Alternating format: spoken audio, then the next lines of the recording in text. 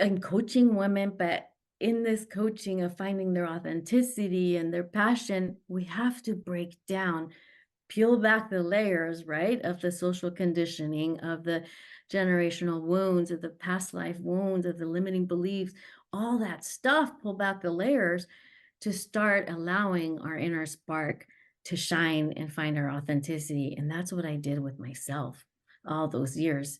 I don't want women to have to go through the Yeah. type of stuff that I went through to discover that. There's a much quicker and easier way to do it if we just allow ourselves to start peeling back those layers and to find that true authenticity that's inside that only we know what it is and where it's at and what truly makes us happy.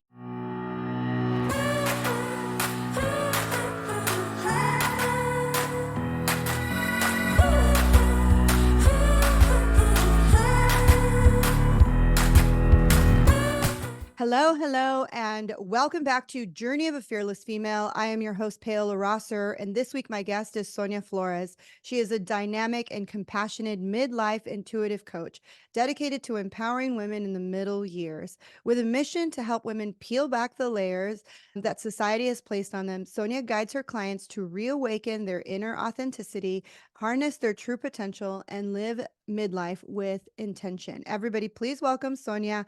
Hi, welcome to the show. Hi, thank you. So happy to be here. Thank you for welcoming me, Paola. I'm pleased to be here. Honored. Thank you. Oh, well, we're excited to have you. So let's go back to the beginning of your fearless female journey. Where did this all begin? Well, the culmination awakening happens for me in 2018. But as we all know, it really, everything begins from our childhood, right? Hmm. The learnings and the patterns and the all the blocks and limiting beliefs that are placed on us that we learn throughout the years. But I want to say that spirit has tried to push me in the direction in which I'm finally in for a very long Hmm. time. And it's one of those things where I just kind of just kept ignoring it. And I would say that the first pivotal point for me was, in my first marriage, when things aren't working out and it didn't feel well. Actually, you know what? I'll take it even further back. It was really kind of trying to always please my parents, the point where, my parents are first, they're immigrants to this country. I'm first generation, and I have this pressure on me as the eldest daughter to live up to what their American dream is, what they came here to sacrifice for. And so it was my job to live that American dream, their Yeah. American dream, and to please them and to make those sacrifices not be in vain. So it starts there really in going to college and trying to select a career. And I wanted to go into fashion design. And my dad's like, nope, nope, you're here to make it, but you got to stay within here, right? Like Yeah. you're a You're only teacher. allowed to do these things. Yes, it's like you stay right here. None of this crazy artistic stuff, and then none of that, fashion. No, with like no doctor, teacher, accountant. So Hmm. we go through that whole thing, and finally at the end, I'm like, I got to declare a major. I guess it's business, and that made my dad happy. So I'm like, okay, well, that's what I'm going to do. And so did that. And at that point, I just kind of started going down the list of things I was expected to do because that's what made my parents happy and that's what society expected. So college, had the boyfriend, got married, had the kid, bought the house, we had the careers. We at one point, my both like my husband and I had no longer married to him, but I literally said, "We are living our parents' American dream." Like, how Mm. awesome is this? It was like Yeah. I was proud. But then, I just, as life has it, right? We had our second child and things just weren't feeling in alignment anymore. It's like, okay, well, now what? Right. And, things were kind of not working out with us. And we'd talk about divorce and things like that, and I just thought, "No, what made it work for my parents?" Both of his parents and my parents were still married, and I thought Hmm. they just stuck with it. They weren't happy all along, stuff Yeah, yeah, exactly. they just stuck with it, so Hmm. that's what I'm gonna do. I'm just gonna just stick with it, at least until the kids are 18, and then I'll figure it out, and spirit just kept pushing me and just like, oh, I can't do this. Like, I can't do this. And, it came to one day when we're having this discussion, this argument, and I just kind of had this out of body experience. And I looked down at myself and I just thought, wow, she's really dumb if she's going to just go with this. Right. And Yeah. I just like popped right back into my body and I just said, no, I can't. I can't do this. We're going to file for divorce after the holidays. It was during the holidays. I said, I'm not going to do this. And so that's kind of where I had my first kind of moment of, like there's something else, and it's not outside of me. It's Yeah. actually within me, something, right? Kind of still ignored it, go on with my life, still the corporate career. And I end up in another relationship. And at this point, we've been dating for 2 years. We were in separate cities, 35 miles away from each other. And really, the only way we saw that we could make it work per his suggestion was like, look, you've been a single mom doing it on your own, struggling. I see how hard this is for you. Why don't you and the boys move in with me? I'll take care of everything. I'll support you guys, and then that way you can continue to take the kids to school in their city and not, we don't have to uplift them too much from their roots, Yeah. either his son or my sons. And, it sounded good. Mhm. So I'm like, "Okay, let's let's give this, stay-at-home mom situation a try," I wanted to be a stay-at-home mom in my first marriage, and we couldn't do it, so, Yeah. "Alright, let's." Before you move on, let's Yes. go back to what you were saying that spirit kept moving you. Now, are you a spiritual person or would you consider yourself a religious person or what was your belief before you had your Ah, out of body experience? great question. I was religious, and I wasn't religious in the sense of, I was raised Catholic. We were married in a Catholic church. Both he and I were raised Catholic. Our children were baptized Catholic, taking them through Catholicism and church school and all that stuff. And I wasn't, although I was building this foundation for my sons, I wasn't like a devout Catholic, but I did like to have the foundation, and I still do. And I still consider myself Catholic. But that switched, Mhm. I now consider myself spiritual. Ooh. So Mhm, in Catholicism, and I used to be Catholic too, but I switched when I was 17 years old and I haven't been a Catholic since. And but I do believe that like Catholics do have like that spiritual sense. They do believe in spirits. They believe in mhm, all of the, mhm. different I don't Like even they're know the if they're saints. Yeah. saints and angels and Yeah, and they do higher believe that beings. there's something else, but I Mhm. don't remember them ever talking about having an out of body experience. So when No. you had that experience, first of all, how old were you when this happened? And second, were you like, "What the heck just happened?" Mhm. Well, so it's interesting. When this out-of-body experience happened that I can no longer deny, I was about, I would say 35 already, 34, 35 years old. But prior to that, I'd had other experiences that just were unexplained to me. Just things like, Ooh, let's talk about those.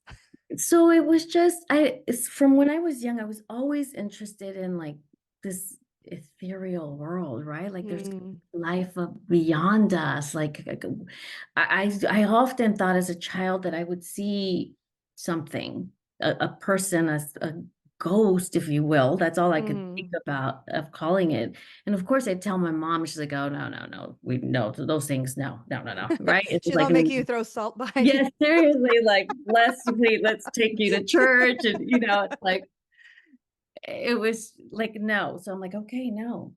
Oh, okay, so the other things that happened, while I was married, it just so happened that it was during this period of time, I would sometimes, like, be around, like, a pregnant person, Mhm. and I would just get this hit, like, "Oof, they're gonna lose this baby." I Aw. would just get this knowing, and it was awful. The very first time this happened, I went home to my husband and I cried. I said, "Why am I having these thoughts? Like, I Mm, should keep thinking about this." And then a couple of days later, I found out she had lost the baby, and I was like, this is weird. Like, why did this happen to me?" Right? Like, I felt awful. I almost felt like, maybe did I make this happen? Like, it was just really awful. And Yeah. then it happened again with another friend.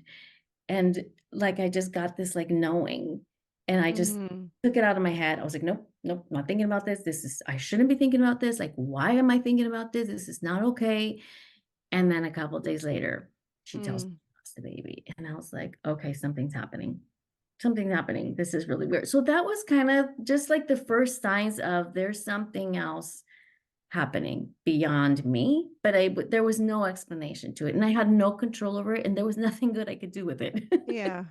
There was nothing I can do with that. Absolutely Yeah. nothing.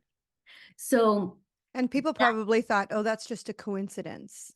right, just a coincidence, but I think So you after the never really second explored it. time, I never explored it. After the second time, I knew it wasn't coincidence. I knew there was something else going on, but I didn't explore it. I was single mom with 2 kids. I'm like, I don't have time to be Yeah, looking you're for super this busy. craziness. Yeah. I'm like, I got other things to worry about. It's like, Yeah. so I just kind of ignored it. So the little things like that continue to happen. And I want to say that I was in that second relationship. We blended our families, remodeled the house. The boys lived all with us full time. My 2 boys, his son. We were just living this life. I knew the second day I moved in with him, I had made a mistake. But it was Really? almost one of those things where at this point, I had quit my corporate job. I had given up the lease in my apartment. I had sold all my belongings. And I was like, holy moly, I What was think it I that effed made up. you feel that way? I saw what his lifestyle really was, Mm. and so that I got a glimpse of that. So I was like, "Wait a minute, you haven't been honest with me." There was no way for me to know this because I Yeah. wasn't living with him, and that was hard. I'm like, how was I supposed to know all this stuff aside from him just being an honest person, which Yeah. you would expect people to be? And so that was just kind of like the first clue, the first thing, and then I thought, "Okay, well, I'm here now. I'm here now." Let's With make my the best boys, of it. I'm Yeah. gonna make the best of it. Like, all right, let's go. And it just became a very toxic relationship over the years. There were good times. There were very good times. We lived a very comfortable lifestyle with, vacations, a nice home, a nice area, all the things, of course. But inside, I just felt like I was just dying one day at a time. And Oh. these hits kept coming, these just like in, intuitions. And in the process of living with him in 2016, my father passed away. And that's when the signs and the otherness started Mm. happening. That's when I started picking up more on like these intuitive hits and just really getting messages from him, having conversations with him in my dreams. It was like it started to explode. Mm. And what was happening is that I kept asking God, the universe, for a sign, right? About should I leave now or should I wait till the kids are 18? Like, what do I do? Right? Like, what is the right thing to do? Like, I Yeah. fucked up, and And how old are the kids at this point? so at this point, when we moved in with him, I think my youngest was 12 and the oldest was 16, and his Okay. son was 13. So it'd So be we're all like 2 teenagers more years if you waited, or for the 6 one more kid. years. Yeah, Yeah. or 6 more From years. from the beginning, right? Yeah, which is So a at 12, long time. which is a long time, Yes, and even at 2 years, even 1 year to even stay in a 1 toxic year. relationship is even a month, Right. a week. Yeah, I mean, like, once you discover it, it's not good. Mm-mm. Once you discover you're in that toxic relationship, you just feel like you're dying, like you're withering. Yeah, but I And so it understand was that you felt stuck because you just like you yeah, said earlier, you let go of everything that was of yours, which is one of the very first signs of a narcissistic abuser is that they isolate you and they take away everything that is yours so that they could have more control over you. And so the moment he's like, I'll take care of you, yes, we all think like, yay, I don't have to do it anymore, especially because as a mother of 2, I can only imagine. I'm not a mom, but I'm a stepmom, and I can only imagine having to work a full-time job and having to take care of your 2 kids as a single mom. That's a lot of work. So when someone says, "Hey, I've got you. You don't have to worry about it," that everybody would, would say yes without even thinking about what are the red flags or what are the signs that say I shouldn't go. Everybody who's in that position would want to go because they need the help. Right. And I was making good money, really good money, but I was burnt out. I was Yes. so burnt out and exhausted, and I didn't even know that others could see it. My son now tells me, "Gosh, mom, I wanna cry." Oh. He tells me, "You were so tired all the time." And so it was like I just felt like a, "Wow, he's gonna help me," "We're gonna Mhm. help each other."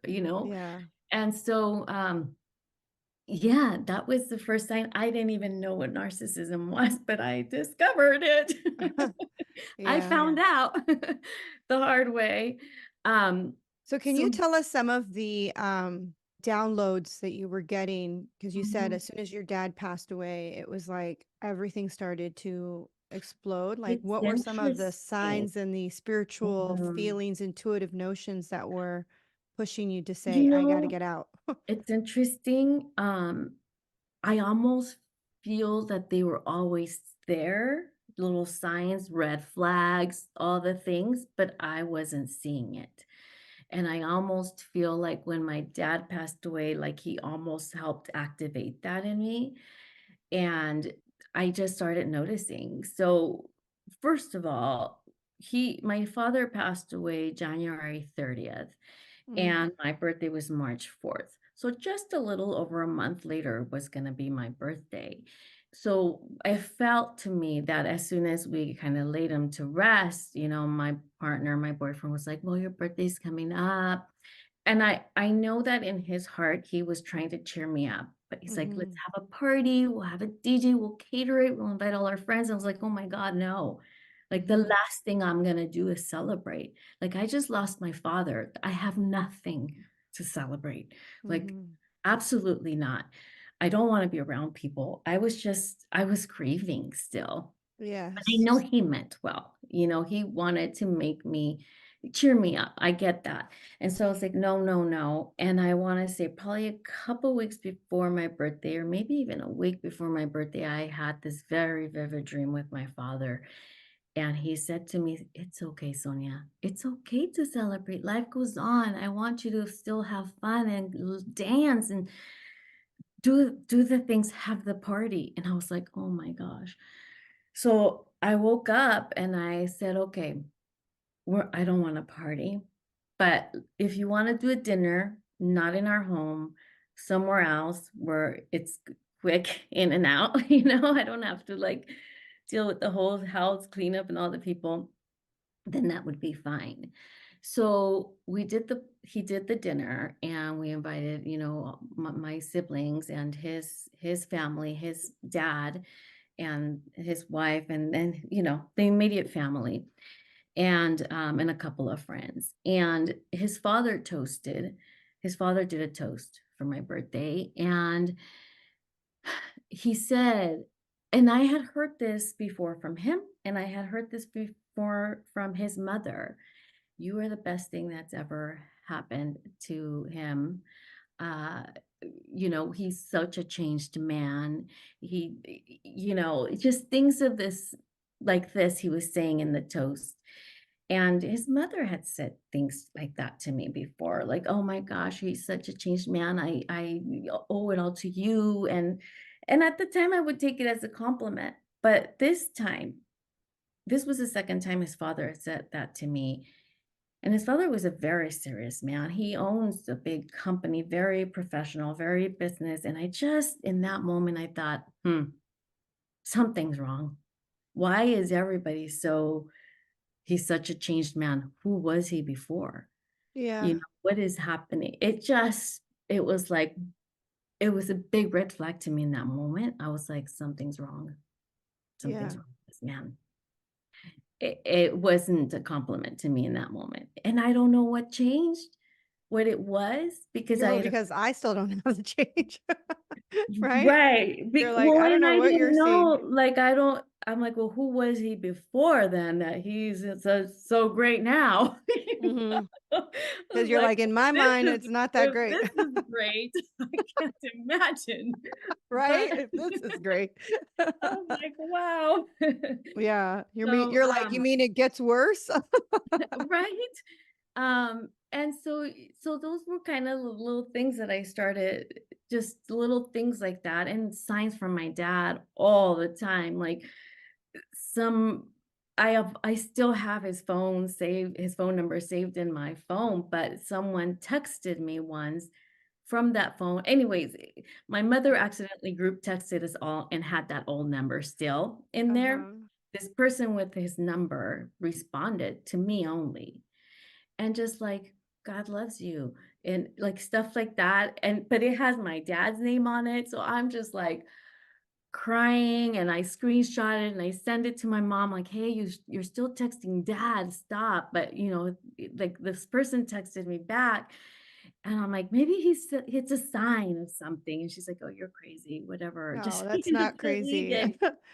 I'm literally driving at this point, so I get to the house, and I'm still, like, on this cloud nine because I saw my dad tell me God loves you, and I'm just like, it's not a sign. And I go to my door, and at the door there's a postcard for like a tree service, and it's Sergio's tree service. My dad's name was Sergio, and I'm like, Oh, this is if this is not a coincidence, no. it's not a sign. This was him trying to really let me know. And so it's just things like that, right?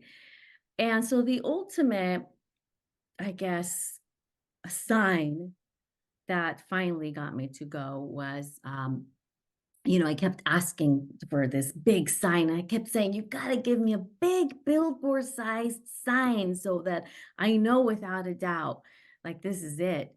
And I got it, and I got it, and it was not good. So, what ends up happening is, our boys are teenagers at this point. My oldest had moved out, he was in college, he was 20 years old. My youngest is 16 and his son is 17. And they're teenagers and we go through all the teenage stuff. And so my son is going through some hard stuff. Mhm. And I was up late one night with him and it was very hard. It was the most difficult night of my life. And my ex is already in bed and he's sleeping, and I'm trying to help my son, and I go to the room several times, and he's either asleep or doing a really good job at pretending that he is. And so I'm like, okay, I'm not going to wake him up. I'm going to deal with this. I'm on the phone with, my kid's father, and we're kind of talking through, okay, what do we do? Things did not turn out well that night, and it was a very, very hard night for us.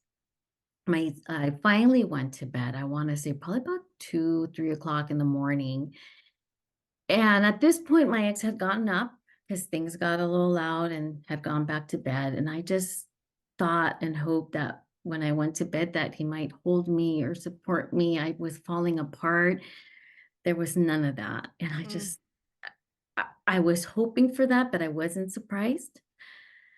And I was just crying in bed. I just felt so alone and just so lost. And in the morning, about 7:30 in the morning, I'm already up. He went to work very early in the morning, and around 7:30, he texts me from work, text, and tells me that my son is no longer welcome to live in the house. Wow. And I was like, "What in the is happening?"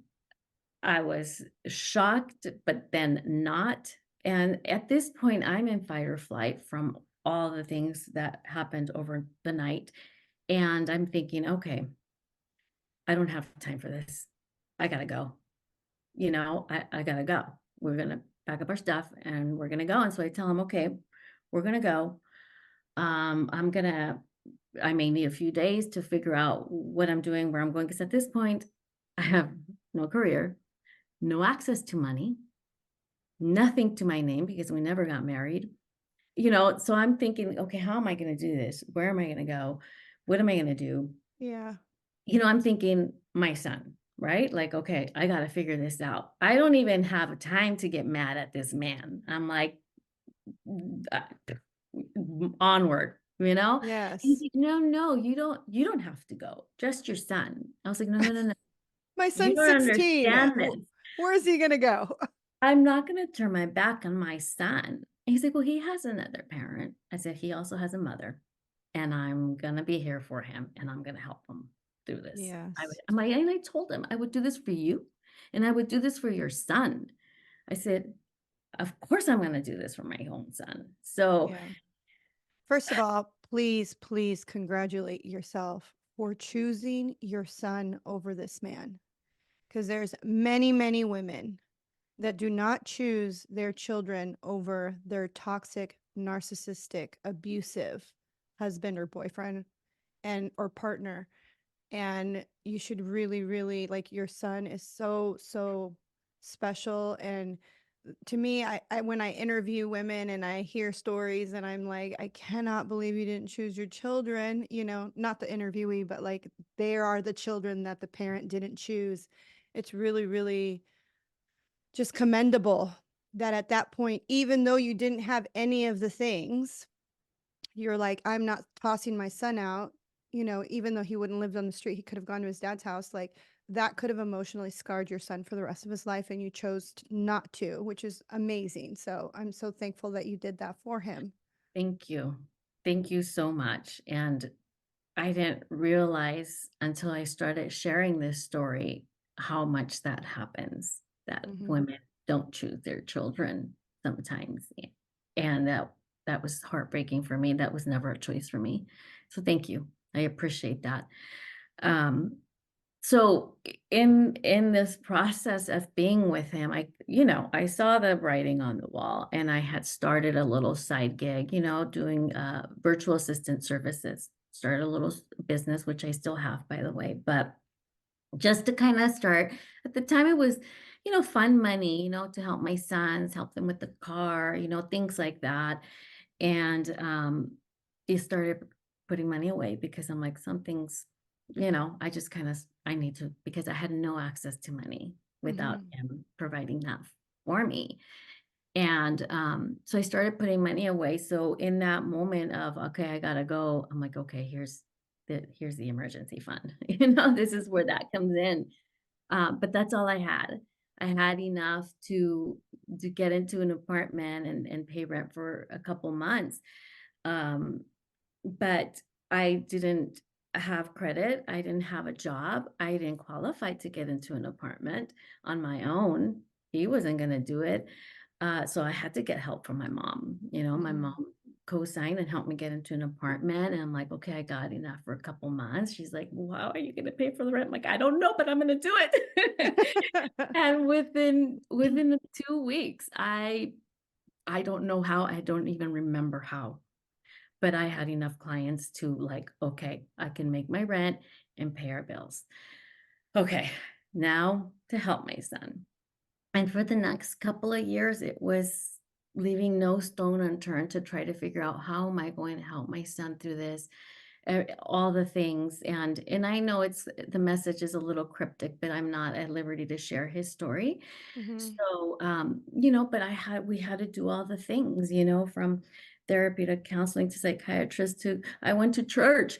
It's Yeah. like all the things. And at the time in my virtual assistant business, I started helping women with their podcasts.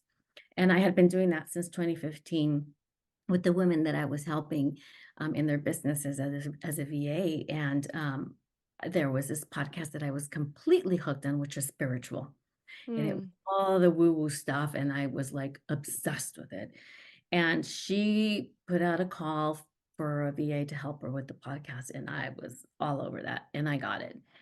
And in talking to her and sharing with her what I was going through, she's like, let me do an energy healing on you and on him. And out of all the things that we had tried in that moment, that to me had the quickest and most effective result. Mm. in terms of what we needed in that moment. And so I was like, oh, there's something here. And it just took me down a rabbit hole. I kept getting those done once a month, but it was becoming, I wanted them more often and I really couldn't afford it. And so I decided I'm going to learn how to do the energy healing. And Mm. so that kind of took me through, this path of starting to kind of really, I mean, the awakening moment for me, I feel, was that moment of your son can no longer be here. That to me, I feel was the catalyst for me to just finally crack myself open. And so I started doing the healings on myself, on my son, and on other people. And when I started to do these healings on other people, I would start to receive these messages. And I would think, "Oh, Sonia, stop getting distracted. You're supposed to be doing this healing. Quit getting distracted." And I just kept thinking it was me, my mind, my monkey brain. And this one time, this message just wouldn't leave me. I had it for days. And I just thought, okay, I think I need to tell this person this message. And so I messaged him and I'm like, hey, how you doing? How you feeling? By the way, I think I'm supposed to give you this message. And so when I gave it to him, he's like, this is exactly what I needed. This is what I was telling my fiance. I needed to know how to move forward in processing the healing that you did for me. This is what I need. This is my action plan. And so I thought, okay, that was cool. That was interesting. Yeah. And so that continued to happen. And so then I just started delivering those messages as I was doing the healings, and it was always confirmation. Like, "Oh yes, this happened. Oh yes, this makes sense. This resonates. This." And so I'm like, "Okay, this is happening. Like this is real. That out of body experience, maybe it was all part of this piece of it, right?" And so yeah, so that's what happened, and it helped me to help my son get out of what he was going through, and it also started exposing me to all these other modalities that I started working with, from journaling to meditation to breath work to past life regression. I got into All all the of it. things, all of it, and it Yes. just cracked open this whole new world for me. And, but even then, I still felt like this whole energy healing part was kind of different and weird, and I just kind of started getting away from it a little bit, Mm. got better. My son was doing much better. He went to live with his dad. And, finally, I started getting to a point where my nervous system was finally starting to like regulate. Mhm. And then I got mad at the ex from several years ago. I'm like, Yeah. never. Like, how dare he? I mean, I had to Yes. get like immediate help from my therapist because I was like, I don't want to text him. I don't want to message him. What's done, it's done, but I am angry. Like, Yeah. she's like, well, your body is finally at a place where you can It give can that. start processing that part. Yeah. Before we Yes. go on, I wanted to just talk about how earlier you were getting all these little signs. And first of all, like, I truly believe it was your dad who texted you. I'm a huge, huge near death experiencer. Like, I love listening and reading about people's near death experiences. It was actually something that really helped me cope with my father's death. And there was a story of a woman whose husband passed away and she kept his phone. It was no longer connected to any phone system, and she would receive text messages from her husband. Oh, that's so So it beautiful. really is, they can on the other side Oh, communicate yes. through electronics because we're energy, and Yes. energy, it never ceases to exist. And so Yes. I truly believe it was your husband. But I loved how you said, I was asking for all these signs, and source, the divine God, your dad, who is now connected to source because he's on the other side, Of course. we're giving you the signs. They Always. were, and this is the thing, if you're Always. listening to this or watching this on Yes. YouTube, Yes. you are getting the signs. But for Yes. whatever reason, as human beings, we're so Mhm. stubborn and we think Mhm. like, oh, that can't possibly be a sign. Like the Right. sign of like Sergio's landscaping. Oh, it's too small. There's no way. Or the text message. Oh, that's just a coincidence. My mom was on the group text. We try to rationalize in Yes. our own human limited mind that the sign Right. wasn't a sign. And so then we asked for the big sign, like give me the huge, like you said, Oh the my God. billboard sign. But then that's like, like you said, it was a huge explosion of whatever Mhm. happened in that home at that time. Yes. So if you're watching this and you're listening to it, adhere to the little signs. Mhm. Because, like Yes. Oprah says, Yes. the universe is always going to whisper to you, Yes. and you can accept the whispers and acknowledge the whisper, or wait for the brick to hit you over the head. Correct. And so, for whatever reason, we always wait for the brick to hit us over the head. My other thing is, like, I personally just am really, really believe that you were not on the right path, and so everyone has a path on this earth. We all have our spiritual contract that we sign. We're here to do something. When we're on the wrong path, our highest self, our spiritual self, our guardian angels, like she said, as soon as her father passed away, she had yet another guardian angel who even visited her in her dream, which happened to me too. My father visited me in my dream, corrected her path because she was on the wrong path. She was Correct. in a relationship with the wrong person. She was putting herself in harm's way. That wasn't what she was put on this earth to be, somebody's concubine in someone's house, being someone else's, whatever. She was meant to do this work. She was meant to do this work. And so her highest self, her spiritual self, corrected her. She could have listened to the tiny signs, Mhm. I but could she waited have. for the brick over the head. And so listen to the signs, listen Yes. to the whispers of the world. Like, you have a path that you have to follow. It's like that was the soul's contract that you made, that you were supposed to do. And I love that now you are doing this energy work, and that you were open to all the healing modalities. And I love that you said that you and your son tried the therapy, tried the counselors, tried all the things. And I too went down the same path. I was trying, I went to church 3 times a week. I said the Lord's Prayer multiple times. I got baptized. Like, I was like, what is wrong? Why am I not feeling a change in my body? And I too went into all these different healing modalities. And energy work was the only thing that really healed me and has helped me Mm. release the layers of pain and trauma. Oh, But as you're listening to this or watching this, everyone is different, and every healing modality works differently right. on each person. Mhm. So can you tell us a little bit more about, like, what, first of all, what's the name of your healing modality, Mhm. and like, how does it work? What would a potential client Mhm. experience when working with you? Yeah. Thank you. Thank you so much for that introspection. You are speaking my language. That is exactly what I'm always telling people. The little whispers and like the whole thing. That's my story. That's my mission, and that's what I'm here to do. So the energy healing modality that I learned, that my friend, she's now a very dear friend of mine, this woman that I was working with, is pranic healing. Mm. And, so it's basically you go, you clear the negativity in the body of the energy, the negative energy in the body, you realign it, you seal any cracks, that the energy could be escaping from, fill in the holes. So the purpose is to make that allow that energy to flow freely through the entire body, through all your chakras, so that your body could be in optimal health, physically, mentally, emotionally. And so it had the ability to help heal physical ailments because when the energy is running freely through the body, then it doesn't allow those physical ailments to form. And the same goes with mentally and emotionally and all that stuff. And do you have to be But in person to do this? no, no, and they don't even have to know about it. But Oh. it helps if they do because then the intention is on both of our parts, right? I set the Mhm. intention, you set the intention, and then I ask you visualize yourself like this. There's this whole little preparation.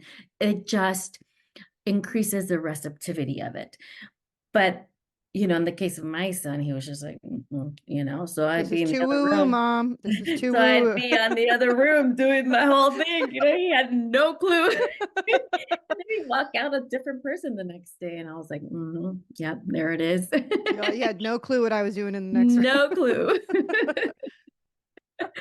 And, so that's how that went, and I did that for I 2020, I did that heavily. A lot of people were coming to me. I started doing group energy healings every month or even twice a month, and it was so beautiful and so wonderful.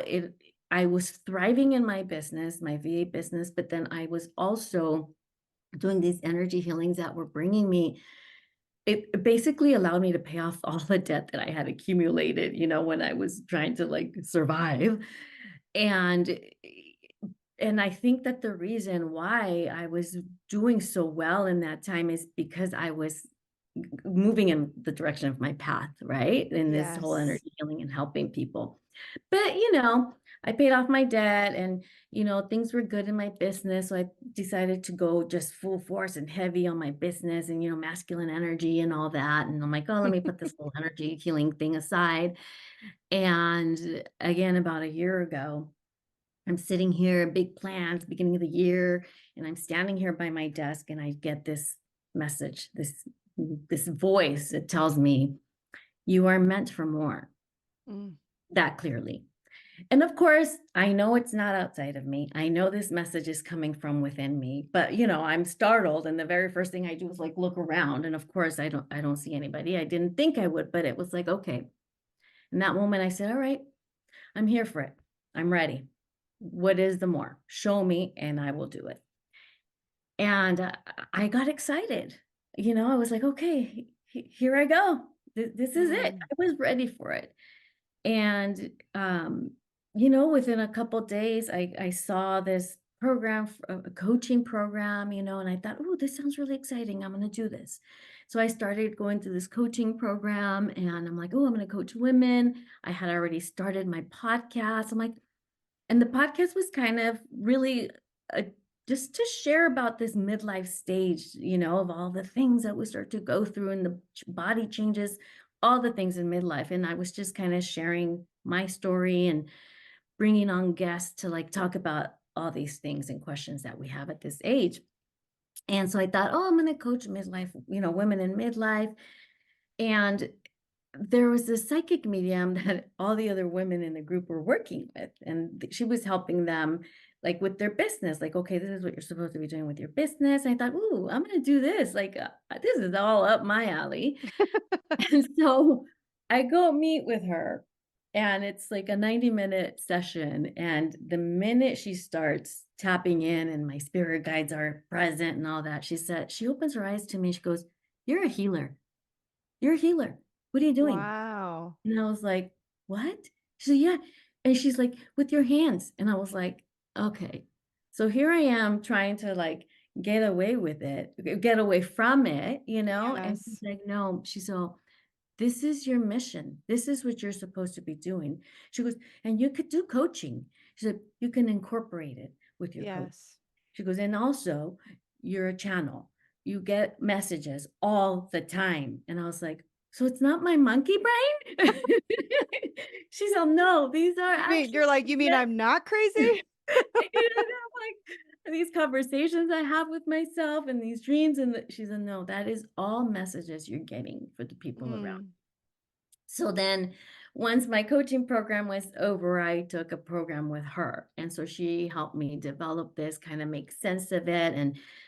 And now this is what I'm doing. Oh, I'm coaching women, but in this coaching of finding their authenticity and their passion, we have to break down, peel back the layers, right, of the social conditioning, of the generational wounds, of the past life wounds, of the limiting beliefs, all that stuff, pull back the layers to start allowing our inner spark to shine and find our authenticity. And that's what I did with myself all those years.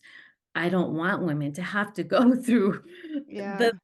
type of stuff that I went through to discover that.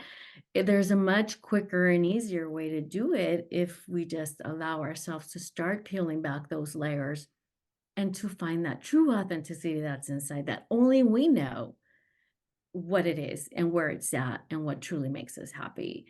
Mm. And once we do that, everything is so beautiful. Ah, it's such a beautiful journey that you've been on, and it's such a beautiful journey of discovering your true authentic self. And I love what you're doing now. I'm so, so grateful that you got out of that toxic Yeah. relationship and that you helped your son and that you did everything.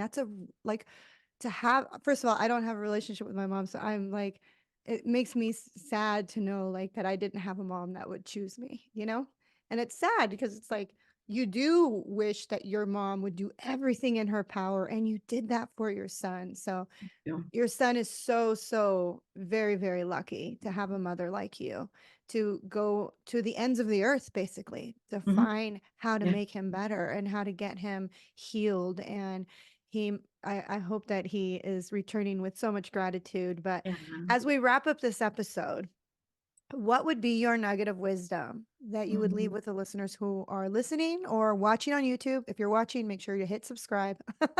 Yeah. What would be your nugget of wisdom? Yeah. So, my negative wisdom is always it starts with the women in midlife that I help, right? Is that it's never too late to start all over again, to change, to do the thing that you really want to do. There I was at 46 driving away with nothing, nothing to my name. And Mm, we can do it. We're very powerful. But the second piece of nugget that just keeps coming up now that I'm starting to share my story more and more is follow the whispers. Follow those little hits of intuition. It's not craziness. It's not nuts. It's not selfish. It is you deserve it. We deserve it. The world deserves it for you mm. to listen to those little whispers. And if you don't listen to those little whispers, they're going to get louder and louder and louder until you realign yourself with your true authenticity and your soul path. Yes, beautifully put. All right, how can my audience find you? Thank you. Yes, I'm at, well, I have a podcast, Modern Latina in Midlife. So that's on all the Mm, podcast directories. My Instagram is Modern Latina in Midlife as well. And then on my website, you can find all the goodies, sonia-flores.com.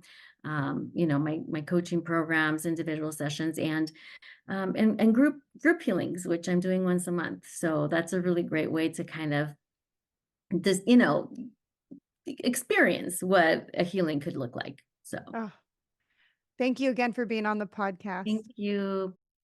Thank you again for listening to Journey of a Fearless Female. I'm your host, Paola Rosser. If you're looking for a life coach or a spiritual mentor, you can book a free discovery call with me at www.fearlessfemale.com. You can also follow me on Instagram at fearlessfemale_coach, subscribe to my YouTube channel at fearlessfemale, or find me on TikTok. I'm under at paola.rosser. And if you love this episode, make sure you hit subscribe, share it with your friends, and leave a review. I read every single review, and I truly appreciate the time you spend writing it.